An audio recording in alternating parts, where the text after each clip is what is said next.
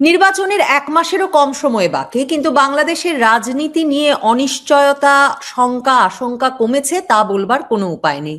এ অবস্থায় বাংলাদেশের রাজনৈতিক বিশ্লেষক সাংবাদিক মঞ্জুরুল আলম পান্না কেন বলছেন যে বাংলাদেশ এক ভয়ঙ্কর সময়ের মুখোমুখি হতে যাচ্ছে, যা কিনা আমরা অনুমানও করতে পারছি না। এবং প্রথমে এটুকু বলে নিতে চাই যে আমি যে আশঙ্কাটা করছি সেটি যেন সর্বান্তকরণে মিথ্যা প্রমাণিত হয় এবং একটা ঐকমত্যে যে আমরা পৌঁছেছি। আপনি প্রথমে বলে নিলেন যে নির্বাচন সম্ভবত হচ্ছে না, এটা আপনিও মনে করেন, আমিও মনে করি, অনেকেই মনে করেন। শুধু আমার আপনার মতো সাধারণ মানুষ নন, মানে খেটে খাওয়া ছাপোষা সাংবাদিকরা নন, যারা এলিট অথবা যারা সমাজে প্রভাব বিস্তার করেন, যেমন ডক্টর দেবপ্রিয় ভট্টাচার্য, তিনি নিজেও শঙ্কা প্রকাশ করেছেন যে নির্বাচন নিরপেক্ষভাবে হবে কিনা সন্দেহ। তিনি নির্বাচন হলে সেটি আবার নিরপেক্ষ হবে কিনা, তো তার কথার মধ্য দিয়ে আমার আশঙ্কাটির সম্ভবত উত্তর পেয়ে যাচ্ছেন। এবং আমি এইটুকু বলিনি যে স্ট্যাটাসটা আমার ভয়ঙ্কর নয়, আমি সময়টার কথা বলেছি ভয়ঙ্কর। হ্যাঁ, সামনে যে সময়টি আসছে যা হয়তো আমরা অনুমান নাও করতে পারি। এখন কি অনুমান নাও করতে পারি? এখন যেহেতু আপনি কথা বলার জন্য দেখেছেন, তখন তো একটু ব্যাখ্যা করতেই হয়। আসলে অতটা ব্যাখ্যা করতে আমি চাইনি, এই জন্য একটু ভাষা দিয়েছি। একটা দেবপ্রিয় ভট্টাচার্য কেন বলছেন যে নির্বাচন নিরপেক্ষ হবে না? আমরা তো চাই যে নির্বাচন হোক, যদি এটি 2014, 18, 24 মানে 14, 18, 24 যে তিনটি ন্যাক্কারজনক নির্বাচন হয়েছে, আমরা তো এটি মিন করি, এভাবেই ট্রিট করি এই নির্বাচনগুলোকে। এটি তার চেয়েও জঘন্য নির্বাচন। তার কারণ আমি বারবার একটি কথা সব জায়গায় বলছি যে ওই সময় বিএনপিকে কৌশলে বাইরে রাখা হয়েছিল নির্বাচনী পরিবেশ থেকে, নির্বাচনী প্রক্রিয়া থেকে। আওয়ামী লীগ সেটি করেছিল। আওয়ামী লীগ কিন্তু ব্যান করেনি বিএনপিকে কিংবা বিএনপি সমমনা দলগুলোকে, বা তাদের রাজনৈতিক কার্যক্রম নিষিদ্ধ করেনি। এখন তো আওয়ামী লীগকে ব্যান করা হয়েছে, মানে তাদের রাজনৈতিক কার্যক্রম নিষিদ্ধ করা মানে হচ্ছে এক ধরনের ব্যান করা। তাহলে এটি তার চেয়েও জঘন্য, অংশগ্রহণমূলক হচ্ছে না। দ্বিতীয় কথা হচ্ছে যে নির্বাচন যদি হয়ও, নির্বাচন না হওয়ার সংখ্যা তো রয়েছে, যদি হয়ও সেটি নিরপেক্ষ হবে না। তাহলে নিরপেক্ষ না হলে কি হবে? আমরা এই জন্যই চাচ্ছিলাম যে ঠিক আছে, আওয়ামী লীগ নাই, এটা কি আর করার, তাও একটা নির্বাচন হোক, তাও একটা গণতান্ত্রিক ভাবে নির্বাচিত সরকার এই বাংলাদেশে আসুক। সেটিও যদি না হয় তাহলে কি সেটি ভয়ঙ্কর হবে না? আচ্ছা, নির্বাচনের মাধ্যমে যদি গণতান্ত্রিক ভাবে যদি কোনো সরকার না আসে, তাহলে সেটি অগণতান্ত্রিক ভাবে আসবে। যদি অগণতান্ত্রিক ভাবে কোনো শক্তি আসে, সেটি অগণতান্ত্রিক শক্তি, এবং আমরা কি বলবো সেটিকে বিশেষ কোন রাষ্ট্রের বিশেষ কোন শক্তির এজেন্ডা বাস্তবায়নের জন্য সেই শক্তি ক্ষমতায় আসছে, এবং সেই শক্তি তাহলে নির্বাচন হতে দিবে না। এবং সেই শক্তি যদি নির্বাচন হতে না দেয়, অথবা নির্বাচন হওয়ার পরেও নিরপেক্ষ হতে না দেয়, তাহলে সেই শক্তির ক্ষমতাটা কতটা আমরা সেটা বুঝতে পারছি। এবং সেই শক্তি তো তারাই, এটা তো লুকোচুরি করে লাভ নেই, উগ্রবাদী সাম্প্রদায়িক গোষ্ঠী। এবং হয়তো সেখান থেকে চরম পন্থারও উত্থান ঘটতে পারে, জঙ্গিবাদেরও উত্থান ঘটতে পারে। এবং এই যে জঙ্গিবাদের চরম, মানে জঙ্গিবাদ কিংবা চরম পন্থার উত্থান ঘটতে পারে, এটি আমরা আশঙ্কা করছি। তার তো কিছু সিমটম এই 17 মাসে দেখা গেছে। যদি তাই হয়, সেটা তো আমার সংবিধানের বিরুদ্ধে, সেটা তো আমার মুক্তিযুদ্ধের চেতনার বিরুদ্ধে।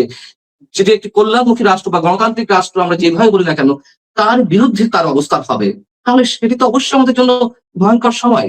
এবং যদি এভাবেই পেছন দরজা দিয়ে কোনো শক্তি ক্ষমতায় আসে, তাহলে তারা কি করতে পারে সেটুকুও তো অনুমেয়। পান্না ভাই, মানে আপনার মূল শঙ্কা কি? একটা হচ্ছে নির্বাচন হবে না, একটি গোষ্ঠী নির্বাচন হতে দেবে না, সেটা, নাকি নির্বাচন হলেও নিরপেক্ষতা থাকবে না সেই নির্বাচন আয়োজনে? একে আওয়ামী লীগ নাই, সেটা তো পরিষ্কার করেছেন, এরপরেও নিরপেক্ষভাবে সেটা আয়োজিত হবে না, তাহলে কার পক্ষে কাজ করবে? সরকার, নির্বাচন কমিশন, প্রশাসন, সেটা। আরেকটা হচ্ছে, আরেকটা আশঙ্কা কি এই যে নির্বাচনের মাধ্যমে এমন একটা শক্তি ক্ষমতায় আসতে পারে যে যারা উগ্রবাদের বিকাশ ঘটাবে বলে আপনি শঙ্কা করছেন, কিন্তু সে তো গণতান্ত্রিক ভাবে নির্বাচিত, তাতে আপনি কি বা করতে পারেন? না, আমি তো প্রথমে বলেছি গণতান্ত্রিক ভাবে আসুক। গণতান্ত্রিক ভাবে যদি হেফাজতে ইসলামেও আসে, আমার আপত্তি নেই। গণতান্ত্রিক ভাবে জামাতে ইসলামী কিংবা ইসলামী আন্দোলন বা এর চেয়ে আরো মৌলবাদী সম্পন্ন কোন শক্তি যদি ক্ষমতা আসে, আমার কোনো আপত্তি নেই। তারপরে এদেশের মানুষ যদি ভোট দেবে, মানুষ যদি মনে করে যে না এটা ভালো, ওকে ঠিক আছে, এবং তাদের কার্যক্রম যদি পরবর্তীতে খারাপ বলে প্রতীয়মান হয়, তাহলে মানুষই সিদ্ধান্ত নেবে, আমার তাতে কোনো আপত্তি নেই। আমার কথা হচ্ছে, আপনি দুটো প্রশ্ন করেছেন যে নির্বাচন হবে এইখান থেকে আশঙ্কা, নাকি নির্বাচন হলেও নিরপেক্ষ হবে না, অন্য কোনো শক্তি ক্ষমতা আসবে। দেখুন, দুটো বিষয়ই একই সূত্রে গাঁথা। ডক্টর ইউনূস সরকারের ভর কেন্দ্রে কারা আছে? 1 নম্বরে এনসিপি, 2 নম্বরে জামাত, 3 নম্বরে বিএনপি। এখন এটা সত্য কথা যে বিএনপি এই মুহূর্তে রাজনৈতিক মঞ্চে একটি বৃহৎ রাজনৈতিক শক্তি, এবং এটিও সত্য কথা আওয়ামী লীগের যারা নেতাকর্মী তারাও বলছে হ্যাঁ ঠিক আছে বিএনপি আসুক, অন্তত অনির্বাচিত ভাবে যে সরকারটি এখনো পর্যন্ত বিদ্যমান সেটির আর কোনো প্রয়োজন নেই, যেহেতু রাজনৈতিক কার্যক্রম নিষিদ্ধ অবস্থা আছে এবং যে মবক্রেস চলছে, যেই একটা উদ্ভট সবকিছুতে আমরা বিভিন্ন বিষয় দেখতে পাচ্ছি, সেই জায়গায় থাকবে না। সো আওয়ামী লীগের যারা কর্মী সমর্থক তারাও বলছে, শুধু আমি আওয়ামী লীগ কর্মী সমর্থক বললাম এই কারণে যে আওয়ামী লীগের চিরপ্রতিদ্বন্দ্বী তো বিএনপি, সে বিএনপিও ক্ষমতা আসলে তাদের সমস্যা নেই, অন্তত তারা বলছে যে গণতান্ত্রিক ভাবে আসুক, ঠিক আছে আমরা ভুল করেছি, আচ্ছা এই নির্বাচনটা ভালো। শুধু আওয়ামী লীগ নয়, সারা বিশ্বের মানুষ, মানে বিশ্বের মানুষ বলতে যারা আমাদের স্টেক হোল্ডার, বহির্বিশ্বের শক্তি যারা, মানে আমি বলছি না যারা মুখোশ পরে আছে বিশ্বের শক্তি পশ্চিমা দেশগুলোর মধ্যে আছে তো কিছু, আমি তাদের কথা বলছি না, অন্তত বাংলাদেশের সঙ্গে যারা মানে বাংলাদেশে যারা ওয়েল উইশার তারা চায় যে একটি গণতান্ত্রিক ভাবে নির্বাচিত সরকারের মানে নির্বাচনের মাধ্যমে কোনো একটা সরকার প্রতিষ্ঠিত হোক। এখন বিষয় হচ্ছে এই যে 3টি ভর কেন্দ্রের কথা আমি বললাম, সবচেয়ে ডিপেন্ডেন্ট কার উপরে? ডক্টর ইউনূস সাহেব, এনসিপির উপরে, তারপরে জামাতের উপরে। এবার আপনি ইকুয়েশন মিলিয়ে নিন, তারা চায় নির্বাচন, কারা চায় না। এখন কথা হচ্ছে যারা ক্ষমতায় না থেকেও ক্ষমতার উচ্ছিষ্ট, আমি বলবো না, পুরোপুরি ক্ষমতা ভোগ করছে, পাওয়ার প্র্যাকটিস করছে, প্রশাসনের রদ বদল থেকে শুরু করে প্রশাসনের নিয়োগ, সব ধরনের প্রক্রিয়া তাদের গাইডলাইন অনুযায়ী হচ্ছে, তাদের সাজেশন অনুযায়ী হচ্ছে। তো তারা চায় এই ক্ষমতাটা ধরে রাখতে। প্রথমত হচ্ছে এই সরকারই যেন কন্টিনিউ করে, তারা সেটি চায়। দ্বিতীয়ত হচ্ছে যদি না পারে, না ঠেকাতে, মানে সরকার থাকার কোনো উপায় নেই, কিভাবে রাখা যায়? নির্বাচন বানচাল করে, আরো মানে লেন্দি করে এই গভর্নমেন্টের স্থায়িত্ব। আর বিকল্প হচ্ছে নির্বাচনে প্রভাব বিস্তার করা। এখন দেখুন এই যে 3টি শক্তির কথা বললাম, এই 3টি শক্তির মধ্যে একটি শক্তি তারা তাদের, আমি যেটা প্রথমে বললাম, তাদের পছন্দ অনুযায়ী প্রশাসন সাজিয়ে রেখেছে, এবং তারা সব ধরনের উইং কিন্তু তারা নিজেরাই খোলা রেখেছে। যেমন যদি নির্বাচন হয়, যদি নির্বাচনে প্রভাব বিস্তার করা নাও যায়, তারা সেই প্রস্তুতিও নিয়ে রেখেছে। আর তারা এমন কোনো প্রস্তুতি নেই যে তারা এখনো পর্যন্ত নেয়নি। Plan A, plan B, plan C, সব ধরনের প্ল্যান তারা নিয়ে রেখেছে এবং সেই প্ল্যানিং গুলো ইমপ্লিমেন্ট করবে। এবং আমার ধারণা বিএনপি তো চাইছে যে কোনোভাবে একটি নির্বাচন হলে মোটামুটি তারা ক্ষমতায় চলে আসবে। মানে আপনার কি তারেক রহমানের দেশে আসাটা আপনাকে একটু অস্বস্ত করে না? এমনকি ধরেন এই যে যমুনায় খাতির করে ডক্টর ইউনূস নিয়ে গেলেন, আর কাউকে তো স্ত্রী সন্তান সহ দাওয়াত দেন নাই, মানে ভীষণ গুরুত্ব দিচ্ছেন। তো তারেক রহমানের এই আশাটা, সবাই তাকে গিয়ে সমর্থন জানিয়ে আসছেন, মতিউর রহমান, মাহফুজ আনাম, মাহমুদুর রহমান, আপনার তবু কোনো আশ্বস্ত বোধ করতে পারছেন না? তবু আমি আশ্বস্ত হতে চাই, তবে আপনি এই মানে প্রশ্নটা গুরুত্বপূর্ণ, একেবারে ঠিক সময় মতো প্রশ্নটা করেছেন। সেটা হচ্ছে যে আমাদের একটি ধারণা ছিল যে তারেক রহমান দেশে এলে সবকিছু বিএনপি নিয়ন্ত্রণে চলে যাবে। আসলে কি গেছে? আমাদের মানে ধারণাগুলো বিএনপি নিয়ন্ত্রণে না গেলেও অন্তত একটা ব্যালেন্স তৈরি হবে। বিএনপি যে এক রকমের কোণঠাসা হয়েছিল, সেই জায়গাটা থেকে সে সরে আসবে। সেটি আমি ধরে নিলাম, সেটি হোক, কিন্তু আসলে কি গেছে? আচ্ছা আপনি চিন্তা করুন যে গণভোটের বাকি আছে, গণভোট এবং জাতীয় নির্বাচনের বাকি আছে এখনো পর্যন্ত 27 দিন। আরো 2-3 দিন আগে, অর্থাৎ নির্বাচনের 1 মাস আগেই গণভোটের ব্যালট পেপার গুলো প্রত্যেক জেলা প্রশাসকের কার্যালয়ে তাদের ট্রেজারিতে পৌঁছে গেছে। কেন 1 মাস আগে পৌঁছে যেতে হবে? যদিও নির্বাচন কমিশন বলছে যেহেতু এখন ডাবল ভোট, 12 কোটি 76 লাখ ভোটার, অর্থাৎ প্রায় 25 কোটিরও বেশি, তাই তো 25 কোটি এরকম অ্যারাউন্ড। তো টোটাল ব্যালট পেপার, এত ব্যালট পেপার রাখার জায়গা নেই, এটি একেবারে খোলা যুক্তি। কেন 1 মাস আগে পৌঁছে দেওয়া হয়েছে? সেই ব্যালট পেপার গুলো কারা ইউজ করতে পারে, মিস ইউজ করতে পারে এর মধ্যে। দ্বিতীয় কথা হচ্ছে পোস্টাল ব্যালট পেপার দেখুন আপনি, বাহরাইনে, ওমান সহ 3টি দেশে কি অবস্থায় পাওয়া গেছে এবং কিভাবে ভাইরাল হয়েছে, যদিও ইসি সেটার জগা খিচুড়ি মার্কার একটা ব্যাখ্যা দিচ্ছে। তৃতীয়ত দেখুন গণভোটের পক্ষে সরকার আদা জল খেয়ে নেমেছে, সরকার মানে সরকারের উপদেষ্টারা, নীতি নির্ধারকরা। এটি কি হয় কোনোভাবে? আপনি ভোট দিয়েছেন, ভোটের আয়োজন করা সরকারের দায়িত্ব এবং ফ্রি, ফেয়ার, অবাধ নির্বাচনের ব্যবস্থা করা, এই তো। তার পক্ষে ভোট দেবে, কার পক্ষে ভোট দেবে না, এটা তো রাজনৈতিক দলগুলো প্রচার চালাবে। সরকার বড়জোর প্রচার চালাতে পারে অ্যাওয়ারনেস বিল্ডিং এর জন্য, যে আপনারা নির্বাচনে অংশগ্রহণ করুন, আপনারা ভোট কেন্দ্রে আসুন, আপনারা সিদ্ধান্ত নিন সংস্কার হবে কি হবে না, বড়জোর এই পর্যন্ত বলতে পারে। প্রধান উপদেষ্টা একজন বিশেষ সহকারী, তিনি এই হ্যাঁ ভোটের পক্ষে প্রচারণা চালাতে গিয়ে বললেন, ডক্টর ইউনূস হচ্ছে ইমাম, ইমাম যদি মসজিদে কোনো খুতবা দেয় বা কোনো ফতোয়া দেয় বা কোনো বক্তব্য দেয়, তার বিরোধিতা করা নাকি ফ্যাসিবাদ। অতএব ডক্টর ইউনূস যেটা বলছেন সেটাই করতে হবে, এর বাইরে যাওয়া যাবে না। কি ভয়ঙ্কর কথাবার্তা দেখুন। স্বাস্থ্য উপদেষ্টা নূরজাহান বেগম নাকি নূরজাহান বেগম, তিনি তিনি শুক্রবার সিলেটের একটি অনুষ্ঠানে বললেন যে হ্যাঁ ভোটের পক্ষে থাকা হচ্ছে ফরজে কেফায়া। আরে তাদের বক্তব্য তাদের মুখে উচ্চারিত হচ্ছে, বিশেষ একটা প্রতীকে ভোট দিলে জান্নাতের টিকিট পাওয়া যাবে, ইসলামপন্থী হলে, প্রকৃত সাচ্চা মুসলমান হতে হলে বিশেষ একটি কথিত ইসলামপন্থী দলের পক্ষে কাজ করতে হবে। এটা তো তাদের পক্ষ হয়ে মুখে সেই কথাবার্তা উচ্চারিত হচ্ছে। এখানে ফরজে কিফায়া আর ফরজে শরিয়া না কি বলে, মানে আমি ঠিক খেয়াল নাই এই ফরজের ক্লাসিফিকেশন কেন করা হচ্ছে। আপনি বুঝতে পারছেন যে ইসলামের দোহাই দিয়ে, এটা ইসলামের বিভিন্ন শব্দ মিস ইউজ করে, বরঞ্চ ইসলামকে বিতর্কিত করে, যারা বিতর্কিত করে আসছে যে রাজনৈতিক দলটি, তাদের পথ অনুসরণ করছে। মানে হ্যাঁ ভোট জয় যুক্ত হতেই হবে। হুইজ ইউনুস, কেন তার এত গায়ে গেলা, তাকে কেন নিয়ে আসা হয়েছে? একটা নির্বাচন করার জন্যই তো আনা হয়েছিল। আমাদের সবার প্রত্যাশা তো একটাই ছিল। তারা বলে ফেললো তাদের প্রধান এজেন্ডা তিনটি, নির্বাচন, সংস্কার এবং আরেকটা কি, বিচার। শেখ হাসিনা পতনের এক দফা আন্দোলনের সময় কি এই কথাগুলো ছিল? ছাত্রদের পক্ষ থেকে যারা আন্দোলনটি করেছিল, এরা এসে তিনটি বানিয়ে আচ্ছা ঠিক আছে কোনো সমস্যা নেই। কিন্তু এখন কি উদ্দেশ্যে, কোন জায়গা থেকে এইসব ম্যাটিকুলাস ডিজাইন নতুন নতুন ভাবে আমাদের সামনে উপস্থিত হতে হচ্ছে, এবং বিশেষ একটি দলের হয়ে তারা এই কথাগুলো বলছে, একই ধরনের বক্তব্য আমাদের সামনে উপস্থিত হচ্ছে। আচ্ছা আচ্ছা, আপনি দেখুন আরো খেয়াল করুন, সাংবাদিক আনিস আলমগীর নামে দুদকের একটি মামলা দেওয়া হলো। কেন? এই সরকারের হাতে আছে আর মাত্র কয়েকটা দিন, কেন এত সব বিতর্কের মধ্যে জড়াবে? আপনি দেখুন ডক্টর খলিলুর রহমান নিরাপত্তা উপদেষ্টা, সরকারের বাকি আছে আর কয়েকটা দিন। খলিলুর রহমানের এই কথাটাই আপনি বলতে যাচ্ছিলেন কিনা জানি না, আমি মুখের কথা কেড়ে নিলাম। খলিলুর রহমান, ফয়েজ আহমেদ তৈয়ব এদেরকে এবং নির্বাচন কমিশনের সচিব, এই তিনজনকে বানিয়েছে বিমানের পরিচালক। শরীফ ওসমান হাদির ভাইকে, মানে হাদির ভাই চাইছেন বিচার, তার ইনকিলাব মঞ্চ এখনো অবরোধ করে রেখেছে, তার ভাইকে পাঠাচ্ছে সেকেন্ড সেক্রেটারি করে যুক্তরাজ্যে। মানে সরকার এ ধরনের, কিংবা ধরেন চীনের সাথে 608 কোটি টাকার ড্রোন চুক্তি, কিংবা পাকিস্তান থেকে যুদ্ধ বিমান কেনা, মানে এত বড় বড় চুক্তি কার্যক্রম এসবে যাচ্ছে কেন সরকার? প্রশ্ন তো এখানে আপনি মিলিয়ে নিন। আমি শুধু প্রশ্নগুলো, আপনি আপনার প্রশ্নের জায়গা থেকে আমি একটু এলাবোরেটলি আরো বেশ কিছু প্রশ্ন অ্যারাইজ করছি। তাহলে এগুলো কিসের লক্ষণ? কেন ডক্টর খলিলুর রহমানকে বিমানের মানে পরিচালক করতে হলো, ফয়েজ তৈরি করতে হলো, ইসি সচিব যার প্রধান কাজ এই মুহূর্তে নির্বাচনী কর্মকাণ্ড পরিচালনা করা? আপনি কি বুঝতে পারছেন কোন দিকে যাচ্ছে? আমি কেন শুধু শুধু বলেছি যে একটা ভয়ঙ্কর সময় আমাদের সামনে ওয়েট করছে।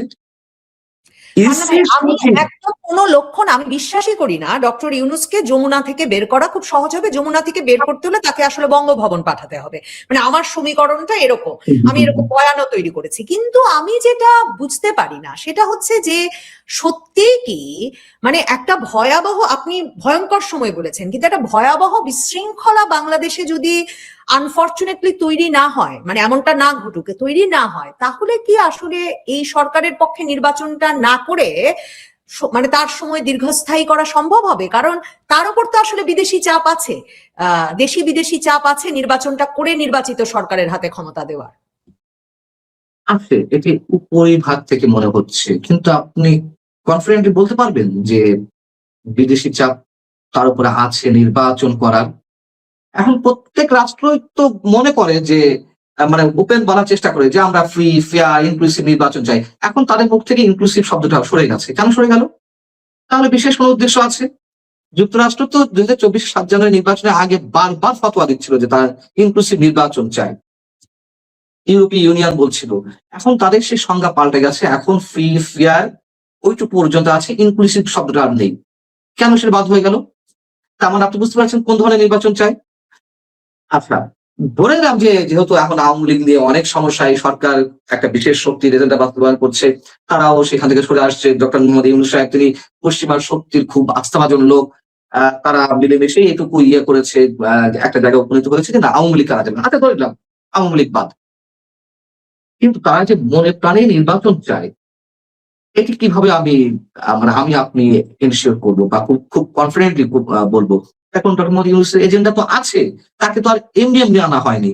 তার যে উপদেষ্টারা বিদেশি নাগরিক হওয়া সত্ত্বেও এখানে উপদেষ্টা পরিষদে বসেছেন, একটা এজেন্ডা আছে না? একটা না, অনেক এজেন্ডা তো আছে। চট্টগ্রাম বন্দরের দুটি বন্দর তো 30 বছরের জন্য লিজ দিয়ে দেওয়া হলো। হ্যাঁ, আচ্ছা, পরবর্তীতে করিডোর নিয়ে নানান ধরনের আলোচনা, সেনাবাহিনী আপত্তির মুখে সেটি সাকসেসফুল করতে পারলো না। এখন বিমানে বিমানে কেন ডক্টর খলিলকে দেওয়া হলো? একজন উপদেষ্টা পরিচালনা পর্ষদে যেতে পারে, আপনি বলুন। আপনি আমাকে একটা এক্সাম্পল দেখান, এর আগে যতগুলো সরকার এসেছে সেটি গণতান্ত্রিক হোক কিংবা অগণতান্ত্রিক, আমি জানি না, আমার ভুল হতে পারে, সেই সরকারগুলোর কোন মন্ত্রী কিংবা উপদেষ্টা কোন পরিচালনা পর্ষদে থাকে? আপনি আমাকে দেখান তো। আর এই সরকারের মেয়াদ আছে 25-26 দিন, কেন ডক্টর খলিলকে, মানে তিনি জাতীয় নিরাপত্তা উপদেষ্টা, যখন নির্বাচনের সঙ্গে অভ্যন্তরীণ এবং আন্তর্জাতিক নিরাপত্তা আমাদের সঙ্গে জড়িয়ে রয়েছে অঙ্গাঙ্গী ভাবে, যেই নিরাপত্তা উপদেষ্টা কাল সংযুক্ত আরব আমিরাত, পরশু কাতার, তারপরের দিন যুক্তরাষ্ট্র, পরের দিন ভারত, এই করে বেড়াচ্ছে, তিনি কেন বিমানের পরিচালনা পর্ষদে যাবেন? কেন মানে ইসি সচিব যেটি বললাম, তাকে কেন? আর লোক নেই, আর মানুষ নেই দেওয়ার মতন। তো এই বিষয়গুলো ভাই, যদি তারেক রহমান একটা সুন্দর ভাগাভাগি করতে পারেন, মানে ইউনূসকে রাষ্ট্রপতি, ডক্টর ইউনূসকে রাষ্ট্রপতি, তারপর জামায়াতের আমির তাকে যে প্রস্তাব দিয়ে এসেছেন যে জাতীয় সরকার গঠন, হ্যাঁ, সেসব যদি করতে পারেন তাহলে কি একটা নির্বাচন হয়ে যেতে পারে। মানে ব্যবস্থাটা এরকমই থাকলো, বিএনপিও তার একটা ভাগ বুঝে নিল। কিন্তু আমি আবার হিসাব মিলাতে পারি না, তখনও তো বিএনপি যদি রাজা হয়, মানে আসন যদি বেশি পেয়ে যায়, তাহলে তো নিশ্চয়ই বিএনপি একটু মানে নেতৃত্বের মধ্যে থাকবে সরকারে, সেটাই বা সহ্য করবে কি করে ডক্টর ইউনূস বা জামায়াতে ইসলামী? মানে কোনো একটা সমীকরণে তারা আসতে পারবেন এরকম কোনো সম্ভাবনা দেখেন কিনা, এবং সেটাই একমাত্র সমাধান কিনা? না হলে আপনি যে ভয়ঙ্কর সময়ের কথা বলছেন সেটা তো আসলে 12ই ফেব্রুয়ারির আগেই। তা তো বটেই, তা তো বটেই। এখন দেখুন, তারেক রহমানের সঙ্গে একটি বৈঠক হয়েছে ভার্চুয়ালি ট্রাম্প প্রশাসনের শীর্ষ কর্মকর্তাদের, বিশেষ করে ট্রেড যারা কাজ করেন। হয়েছে, জামাত, জামায়াতের আমিরের সঙ্গেও হয়েছে এই একই বাণিজ্য প্রতিনিধি বৈঠক। হ্যাঁ, কেন হবে? কেন হবে? মানে বিহাইন্ড দ্য স্ক্রিন অন্য কিছু আছে কিনা? অন্যান্য দেশের কূটনীতিকরা কিংবা হাই অফিসিয়ালরা তারা বাংলাদেশে যে কোনো রাজনৈতিক দলের প্রধানের সঙ্গে বৈঠক করতেই পারেন, কথা বলতেই পারেন, এগুলো দেখে দেখে আমরা অভ্যস্ত হয়ে গেছি। হ্যাঁ, কিন্তু যেখানে সরকারের সঙ্গে নেগোসিয়েশন চলছে শুল্ক ইস্যুতে, যুক্তরাষ্ট্র যে পরিমাণ ট্যারিফ আরোপ করেছে আমাদের রপ্তানিমুখী বিভিন্ন পণ্যের উপরে, যুক্তরাষ্ট্র যেগুলো যায়, তো সেটি নিয়ে তো সরকারের সাথে কথা হচ্ছে। এখানে অন্য কাউকে প্রকাশই করে নাই, নন ডিসক্লোজার এগ্রিমেন্টে আবার সরকার রেখেছে, কিন্তু আমাদের নেতৃবৃন্দ বলছেন যে তারা কবুল, তারা সরকারের সেটা মেনে নিয়েছেন, এটা বলছেন মার্কিন প্রতিনিধিকে। ওটা তো আছেই, কিন্তু আমি সেটাই বলছি যে নন ডিসক্লোজার বিষয়টা তো আছেই, অনেক বিতর্কিত, আমরা এখনো জানতে পারি এর ভিতরে আসলে কি রয়েছে। আচ্ছা, উপরিভাগে আমরা যেটা দেখছি যে শুল্কের যেই পরিমাণ সেটি নিয়ে যে দরবার চলছে। ডক্টর খলিল কদিন আগেও তিনি এসে গেলেন, যুক্তরাষ্ট্রে গেলেন। আচ্ছা, কথা হচ্ছে সাবেক মার্কিন অ্যাম্বাসেডর কিন্তু লন্ডনে তারেক রহমানের সঙ্গেও বৈঠক করেছেন। তারেক রহমানের সঙ্গে বৈঠক করেছেন লন্ডনে গিয়ে। আমি বলছি না তারেক রহমান কোনো কিছু আশ্বাস দিয়ে ফেলেছেন, কিন্তু তাদের তো চাওয়া পাওয়া আছে বিদেশি রাষ্ট্রগুলোর। এবং আমি একটা কথা মাঝখানে বলে রাখি, শুনুন, এই যে যেসব গলাবাজি করা হয়, চাপাবাজি করা হয় যে বাংলাদেশের মানুষই তার ভাগ্য নির্ধারণ করবে, বাংলাদেশের মানুষই বেছে নেবে সরকার, এগুলো একেবারে ফালতু কথা, এগুলো একেবারে পুস্তকের কথা, পুস্তকের বাণী। বাংলাদেশের মানুষের ভাগ্য নির্ধারণের ক্ষমতা বাংলাদেশের মানুষের হাতে এখনো পর্যন্ত এসে পৌঁছায়নি। আমাদের প্রতিবেশী কোনো রাষ্ট্র এবং পশ্চিমা কয়েকটা রাষ্ট্রই নির্ধারণ করে আমাদের ভাগ্য কি হবে। সো এটি নিয়ে আর বিশেষ কিছু বলার নেই। এখন হচ্ছে তারেক রহমান কোনো কিছুতে আশ্বস্ত করেছে পশ্চিমা রাষ্ট্রগুলোকে, এটা আমি বলছি না, কিন্তু তাদের চাওয়া পাওয়া আছে। হ্যাঁ, চাওয়া পাওয়ার মধ্যে তো অনেক কিছুই ক্লিয়ার আমাদের সামনে। সো তারা কোন খেলা খেলবে আমরা জানি না, খেলা এখনো অনেক বাকি রয়েছে, অনেক ধরনের ষড়যন্ত্র, অনেক ধরনের আন্ডার টেবিল এগ্রিমেন্ট, এইগুলো অনেক শক্তি অনেক সাথে করবে, এটাই বাস্তবতা। সো নির্বাচন যত সহজে মনে করা হচ্ছে, বিএনপি মনে করছে তার ম্যান পাওয়ার আছে, তার সমর্থক গোষ্ঠী আছে, তার কোটি কোটি ভোটার আছে এবং নির্বাচন হলেই তারা জিতে যাবে, এত সহজ না, এত সহজ না। এবং তার আরেকটি ডিজাইন হচ্ছে এই যে গণভোট একই দিনে করা, এক একটা ভোটে কি পরিমাণ সময় লাগবে আমি হিসেব করে দেখেছি 5 মিনিট করে গড়ে লাগবে, যেখানে 30 সেকেন্ড একটা সিল মারতে যে কোনো একটা মার্কার উপর জাতীয় নির্বাচনে লাগতো, তাই না? এখন জাতীয় নির্বাচন প্লাস গণভোট এই দুটি একসাথে ভোট দিতে গেলে আপনার ওটা করে দিতে গেলে ভালো করে 5 মিনিট লাগবে। 5 মিনিট এক একজনে আপনি হিসাব করুন যে সকাল 8টা থেকে বিকাল 5টা, 1 ঘন্টা বাড়ানো হয়েছে, 9 ঘন্টায় 540 মিনিট। 540 মিনিটে কয়জন ভোটার ভোট দিতে পারবেন এক একটা বুথে? এবং ওইখানে যদি আগের রাত থেকেই 108 জন, বেশি না, আমি দেখেছি 540 মিনিটে 108 জন ভোট দিতে পারে 5 মিনিটে। তো প্রতিটা বুথে বিশেষ কোন শক্তির দলীয় কর্মী সমর্থক বা ভোটারদের 100 করে লাইন দিয়ে দাঁড় করিয়ে রাখা কোনো বিষয় না, যেখানে আপনি আমি আমরা সাধারণ ভোটার যেতে পারবো না আগে। ওই 105 জন বা 8 জন দিতে দিতে ভোটের টাইম শেষ প্রতিটা বুথে। এখন বিষয় হচ্ছে যে অনেকে বলছে যে এত সহজ, এটা বাংলাদেশ, আপনি যেন ভাবে নির্বাচন করে ফেলবেন, যে কোনো একটা ফল ঘোষণা, শুধু জাতীয় নির্বাচন নয়, সরকার গঠনের ক্ষেত্রে নয়, যে কোনো একটা প্রতিষ্ঠানের ক্ষেত্রে, সেটি আপনি সাংবাদিকদের সংগঠন হোক, বিআরও প্রেস ক্লাব কিংবা ব্যবসায়ীদের সংগঠন হোক, নির্বাচন কিন্তু একবার হয়ে গেলে পরে গদি থেকে নামানো কিন্তু এত সহজ না, এত সহজ না। আপনার প্রশাসন, আপনার ভোট বয়কট হতে আমরা দেখেছি, এমনকি 2018 সালে ভোটের হ্যাঁ, দিন ভোরবেলা থেকেই ভোট বয়কট শুরু হয়েছে না, জামায়াত ইসলামী বিএনপি সরে গিয়েছিল। তাতে কি হচ্ছে? আওয়ামী লীগের ক্ষমতায় কিছু হয়েছে? কিছু হয়েছে? নামানো গিয়েছিল 5 বছরের মধ্যে। পরবর্তীতে যে 2024, তার তো অনেক ব্যাখ্যা, এগুলো আলোচনা হচ্ছে, এগুলো পিছন দিকে যাবো না। এখন কথা হচ্ছে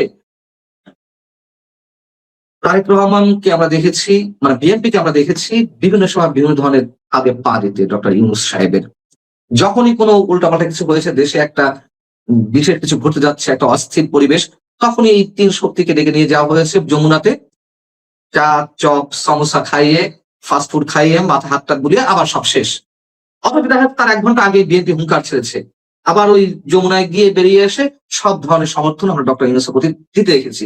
কেন তারা ছাড় দিচ্ছে? মনে হচ্ছে নির্বাচনটা তারাও মাথা হাত বুলাতে চায় ডক্টর মোহাম্মদ ইউনূসের, পুরোভাবে আদায় করা গেলেই সম্ভবত তারা জিতে আসছে। এবং আপনি যেই ভেরি ইম্পর্টেন্ট কোশ্চেন একটা করেছিলেন যে তারেক রহমান আসার পরেও কিছু হচ্ছে না এবং ডক্টর মোহাম্মদ ইউনূসের এত আন্তরিকতা, এত সুযোগ সুবিধা, ওইখানেই সবচেয়ে বড় কোশ্চেন।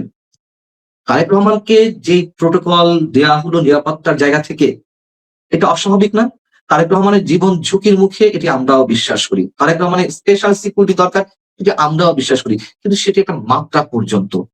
যেভাবে দেওয়া হলো বিশেষ বিশেষ বাহিনী, সেগুলো আমি নাম উচ্চারণ করতে চাচ্ছি না, পৃথিবীর কোন ইতিহাসে আপনি দেখাতে পারবেন মানে পলিটিশিয়ান কিন্তু গভর্নমেন্টে নেই, রাষ্ট্রের কোন রাষ্ট্রের কোন গুরুত্বপূর্ণ দায়িত্বে তিনি নেই, তাকে এরকম প্রোটোকল দেওয়া হয়েছে। এটাই ডাল মে কুচ কালা হে, মানে হিন্দিতে যে একটা ভুল প্রচলিত কথা, সেটাই বলতে চাচ্ছি। এবং আরো অনেক ইস্যুতে, আরো অনেক সেন্সিটিভ ইস্যুতে যেই পরিমাণ আন্তরিকতা আমরা এই সরকারের পক্ষ থেকে দেখেছি বিএনপির প্রতি, সেটি প্রশ্নবিদ্ধ করে যে এত এত আন্তরিকতা কেন, এত আয়োজন কি কারণে? কারণ দেখানো হচ্ছে বিএনপিকে যে আমরা তোমাদের সাথে আছি, কিন্তু মাঝখান থেকে, পেছন থেকে অনেক ধরনের ডিজাইন চলছে যেগুলো ইমপ্লিমেন্ট করা হবে। তাদেরকে মনে হচ্ছে ছেলে বুলানো, হাতের মোয়া দেখানো হচ্ছে বিএনপিকে, আর বিএনপি তাতেই সন্তুষ্ট থাকছে।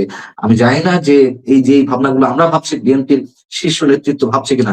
তাদের মধ্যে অনেক অভিজ্ঞ রাজনীতিবিদ আছেন, অনেক বোদ্ধা মানুষ আছেন, তাদের তো এগুলো ভাবার কথা, কিন্তু কেন ভাবছেন? যে প্রশ্নগুলো আমরা অ্যারাইজ করছি, কেন তারা এই প্রশ্নগুলো অ্যারাইজ করছে না?